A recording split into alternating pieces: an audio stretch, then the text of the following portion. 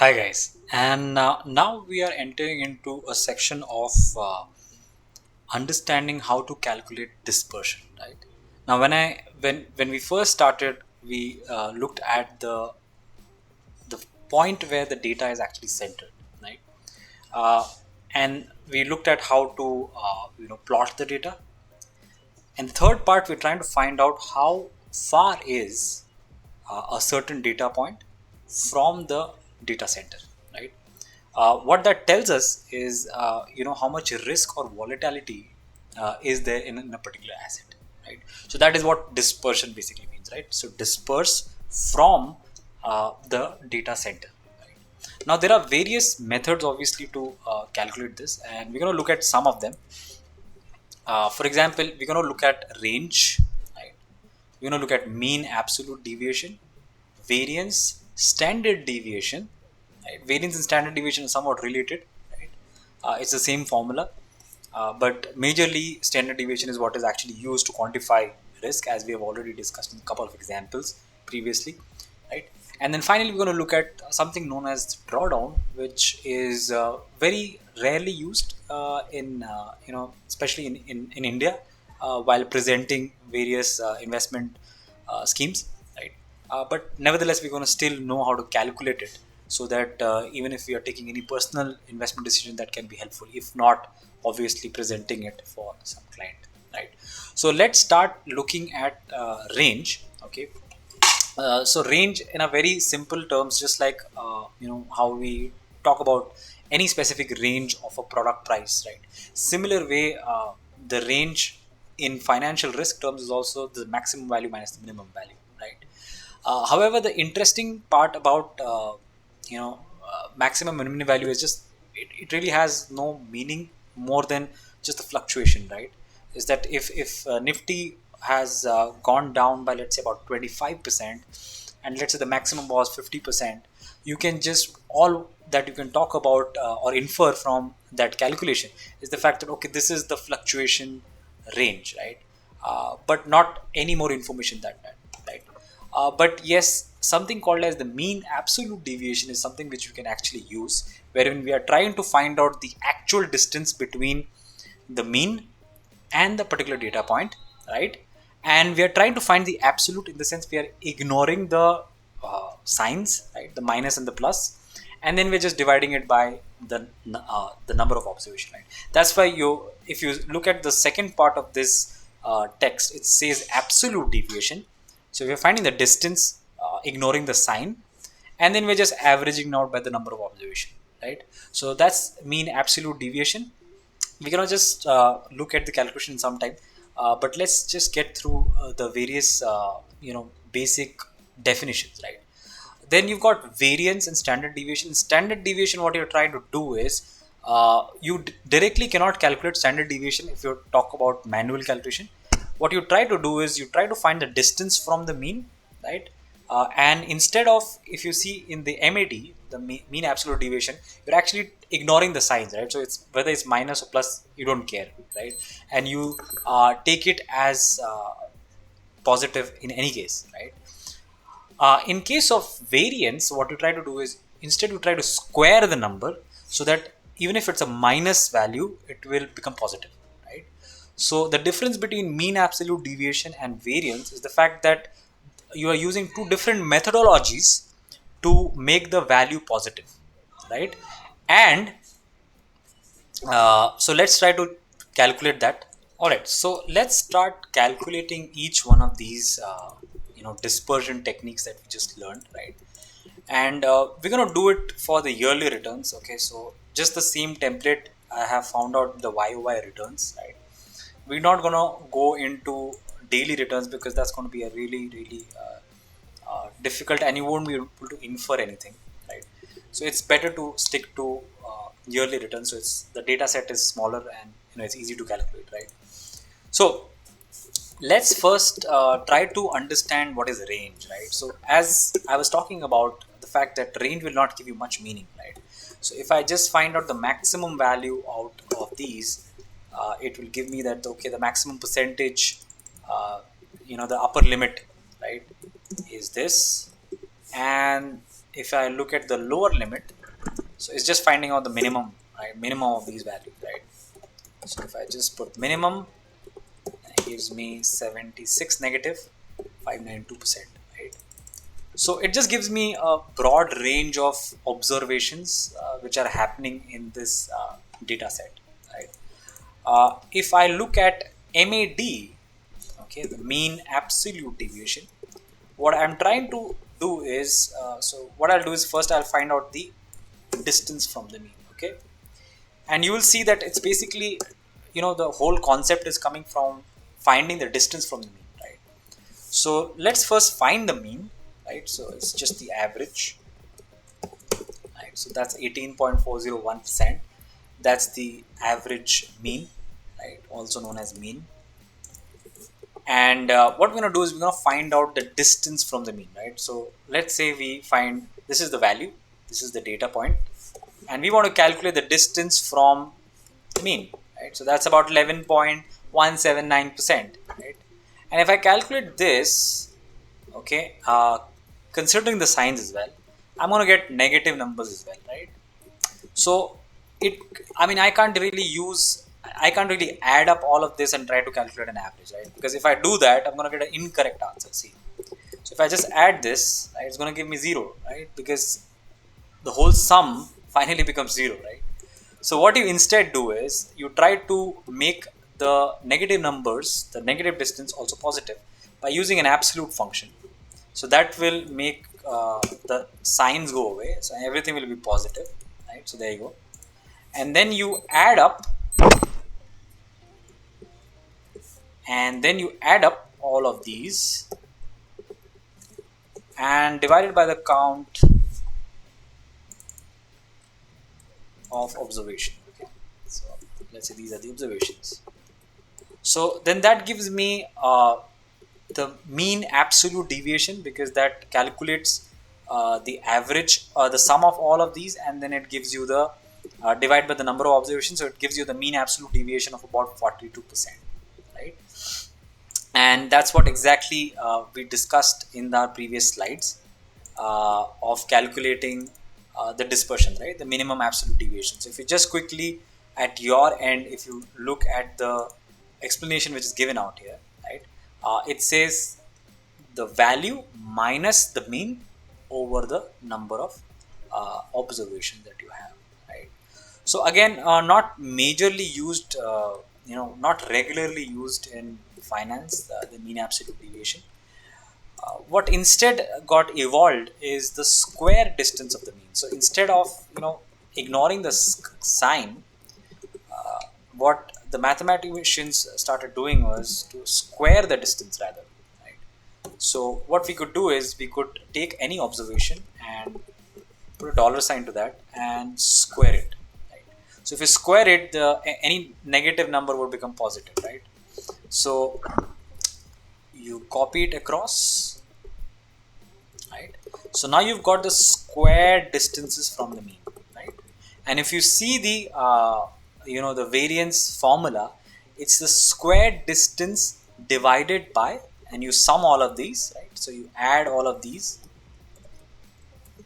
square distances, right? Add all of the square distances, right? So you got somewhere around 516 16.619%, which doesn't make sense, right? So what we're going to do is we're going to count it with the number of observation, right? So the number of observations is going to be this, right?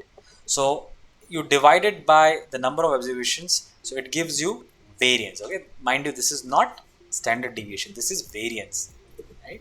Because remember, you have squared it, right? So your formula, if you look at the formula, it's sigma square, right? And that's what you're doing, because you're squaring it, right? Squaring the distance from the mean, and you're adding it up, and you're dividing by the number of observation, right? So this gives you the variance. But if you want to calculate the standard deviation, you have to go one step ahead and you have to find the square root SQ, and just use the SQRT function and then use it over this, right? So that gives you 56.823%, right? Now that's standard deviation, right? So now standard deviation is used a lot in finance calculations, uh, but there's a downside to this because everything is dependent upon mean, right? So again, if you see, you first of all you calculate mean, which is getting affected by outliers, right? Because the negative and the very large positive values tend to affect the mean to a lot of extent, right? Then you found the squared distances from the mean. So again, you're going into derivations of the mean itself, right? You're not going out of the mean structure, right? Then you're finding the squared distances from the mean. Then you're adding it up. Again, you are, remember, you're taking an average of a metric which is based on average, right? And then you square it. So whatever the limitations of mean is there in calculating the average, the same limitations will apply even for standard deviation, right? So we looked at squared distance from the mean, which is basically variance, and then we looked at standard deviation, right? We looked at mean absolute deviation, right? So if I were to just put it out here, the MAD would be 42.05% for Yes Bank. And if I were to calculate standard deviation, I'm just putting it up so that we can just compare it, right? And standard deviation is 56.823%, right? And I'm just gonna just color it so that it's legible for you, right? So again, even the mean absolute deviation is also somewhat based on the mean itself. So the only difference between variance and MAD, or standard deviation and MAD, is the fact that you're just not squaring it in distance from the mean, right? In case of MAD, right?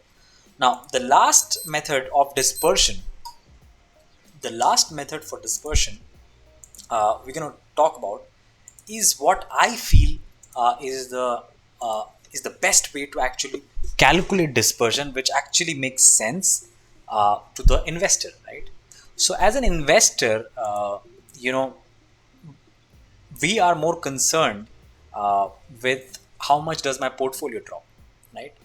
You really don't care what standard deviation is, because even if I say that the standard deviation is 56.823%, you really can't infer much, right? All you can say is that okay, the volatility is about 56%, right? That's the only inference that you get, right? So if I were to just write down for each of these, the inference would be that the the asset can go up or down by 56% for the time period calculated, right? The last statement is pretty important because you know that is where you know people can go wrong in their interpretation, right? So the asset can go down or up by 56% for the time period calculated, right?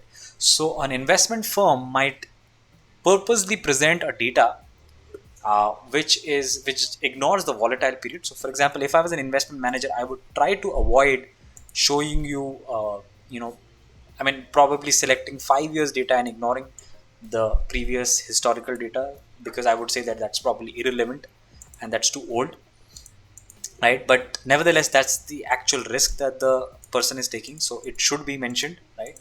And that's where this calculation called as the drawdown helps, right? And it's mentioned, the formula is mentioned in the presentation, but nevertheless I will show you how to calculate that so that you can at least do that for your personal portfolio, right? So the way to calculate drawdown is very simple. So we come to the data sheet, right? And I have created a column called as the portfolio, right? Now, what you do is you take any hypothetical portfolio amount. So I've taken about 1 lakh out here, and we try to increase the value by whatever the percentage returns are happening on a day-to-day basis. Now, you might have noticed that I'm doing this calculation for a day-to-day basis calculation because the fluctuations for an investor is also day-to-day basis, right? Because that is what you experience on a day-to-day basis, right? Now what you're trying to do in drawdown, right? So if I just plot this up, right? If I just plot this in Excel, this is what your chart would look like, right? And what drawdown is trying to calculate is what I'll try to show you visually. So let's say you started investing from this area, right, out here. Let me just zoom in a little more so that it's more. So let's say you started investing from this period, right? So your portfolio started increasing, you were very happy, and at this point, at least till this time, this was the highest point of your portfolio, right? Because it increased from almost 1 lakh to almost 1 lakh 70,000, right? And then at this point, the portfolio started dripping down, right? So it went down, and let's say, let me just see if I can get the value. Yeah, so from 1 lakh 70,000, the value came down to about 1 lakh 30,000, right? So that's the actual risk that the client is actually taking, right? Because at this point, if the person actually needed the money, almost 40,000 was wiped out, right? So there would be certain percentage calculated on the retracement that the portfolio has done from the highest point to the lowest point, right? Now, once the drawdown calculation happens, you can't really change it. So if at this point the loss that the client has made is about 15%, right? So in the investment returns presentation, the maximum drawdown will still be shown as minus 15%. Okay. And now, after this point, again your portfolio starts increasing, right? And again you take a fall, right? So let's say from the highest point of about 2,60,000, again your portfolio goes down to about 2,13,000. So there will be again a calculation which is calculated, right? The drawdown, right? And your investment presentation would still show that your maximum drawdown, if this percentage drawdown was, let's say, 5%, but you already had given them a 15% drawdown, so your maximum drawdown would still be 15%, right? So that's the best part about drawdown, that it cannot ignore historical data, right? Now imagine that you reached out this at this point, right? 4,36,000. So you made a lot of money, almost gone 4 times your initial capital, right? But again, you look at this big fall that you make, right? And let's say from the 4,50,000 point, you now have come back even below your initial capital, which is 75,000. So that's almost a huge drawdown, right? So that again gets captured as your highest. So that's what you're trying to calculate in drawdown, right? So that's the basic visual, making you just understand what drawdown means in reality, right? So how do you calculate it? So since you want to find out the maximum highest point, the peak. Okay, so let's just calculate that, right? So because we want to calculate the peak, right? So we want to calculate the distance from the peak, right? So what we can do to signify peak is to find the peak first, right? So, and you want to be, you want to have a moving calculation of peak, right? So, and you don't want to ignore the historical data, right? So we can keep the first part constant, so which would mean that even if the calculation keeps on going, the first part will remain constant and the second part will keep on moving, right? And then we find out the current value. So we are trying to find out the distance from the peak, right? So this is the distance, right? So this calculation, if you see, is trying to find out the distance from the peak, right? So the peak is 1 lakh, right? So 1 lakh minus 96466, right? So that's the peak. Now we want to convert this into a percentage. So in order to convert the percent into a percentage, we will divide it from the peak, the highest value till date, right? So all I'm going to do is I'm just going to divide this by the peak calculation, right? Remember, this part is the peak calculation, right? Peak till date, right? And it will just repeat. The formula is just going to repeat, right? And there you go.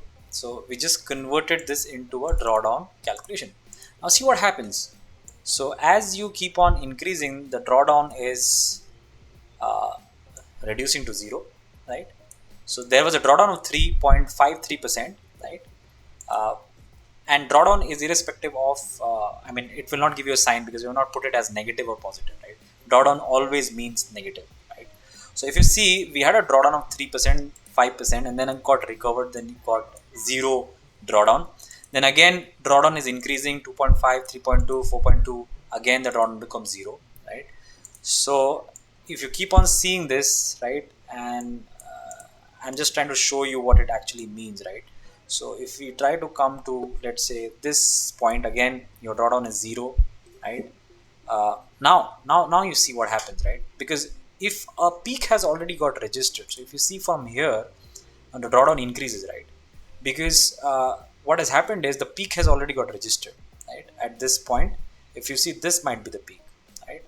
If you just try to find the maximum value till here, right, you will see it's 117830, right?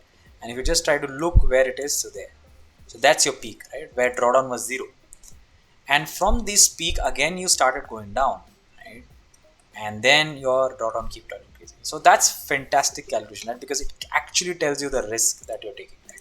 And if you just drag it down, right, you will see that lately when Yes Bank actually went bust, right? I mean, in the sense, I mean, lot of corruption charges, which whatever scandal happened, if you see your drawdown almost went to 96%, right? And that's the beauty of drawdown, right? So what investor managers generally do is to calculate the maximum drawdown, right? So your drawdown would be calculated as this. You would just find out the maximum drawdown till date, and you'll see it's 97.03%. So that is never going to change now, right? So any investor presentation uh, should always show the historical drawdown, right? It should always show the maximum drawdown. Drawdowns are not calculated as current drawdown. It's always maximum drawdown till date. So that means as an investment manager or a fund manager, if by chance or due to some reasons you mismanage the fund and then you lost some money for your clients, that data is like it can never be deleted, right? So your maximum drawdown will always be a part of your baggage in all your investor presentation, right? So that's how you calculate these four different uh, you know uh, dispersion methodologies, right? Out of which, if you can clearly see that the drawdown wins the race because it's spotless, right? So the way to present this data is that's how investment managers usually do, is to select the portfolio and the drawdown values, and then go to insert, go to recommended charts, and obviously you're not going to get the perfect charts for this automatically, but you can select let's say the clustered column itself, right? And it's a beautiful presentation actually. You know, tells a lot of things. And if you see to the right side, you've got the drawdown percentages, and this is your portfolio value, right? So what you could do is you could select the data value and just right click on this data value and change the series chart type, right? And for the portfolio returns, you could just make it into a line chart, right? And the drawdown, you could make it into an area chart, right? So, and also you could click on, yeah, so either you could put this into secondary axis or you could put this into secondary axis, whatever is more visually understandable for you. I would prefer doing this, right? Because now if you look at this chart, what this tells you is that at this point in time, right? So for example, and you could actually label this, but the amount of data is too much, so it will not look very appealing. But you could refer to the right side because that's the drawdown percentages, right? And now if you see at this till this point, right, we have not selected the date, the day, the exact dates, which also we could do. It would actually give you the perfect date on which that actual drawdown happened, right? And if you just see this, right, what it shows you, what you can infer using this chart is at this point the highest drawdown has almost been 80%, right? Now this must be 2007, right? Then again your drawdown reduced, but still your highest drawdown has been this, so you can never forget this, right? And this will be as a part of your highest risk which you have presented to your clients, right? And again your portfolio starts increasing, and see at this point again you get a huge drawdown, but again it's not more than this value, right? But then after that you got almost wiped out, right? So we've gone beyond almost 90%, right? Because beyond this point you will almost be 100% wiped out, right? So that's how you also present the returns, right? The returns versus drawdown. And of course you could present it in much better way. Like you could try to use try to use your brains to present this drawdown towards the downward axis, right? So that it is much more useful to understand. But hey, those are the four different methods of presenting dispersion. All right, and I hope that helps. And I hope you are now more knowledgeable about returns versus drawdown, because it's not as simple as it seems, right? And majority of people do not understand the concept behind all these dispersion techniques, and I hope you understood that. and meet you for the last lecture on statistics, which is on risk adjusted return calculation, right? So I'll see you in the next class. Bye bye.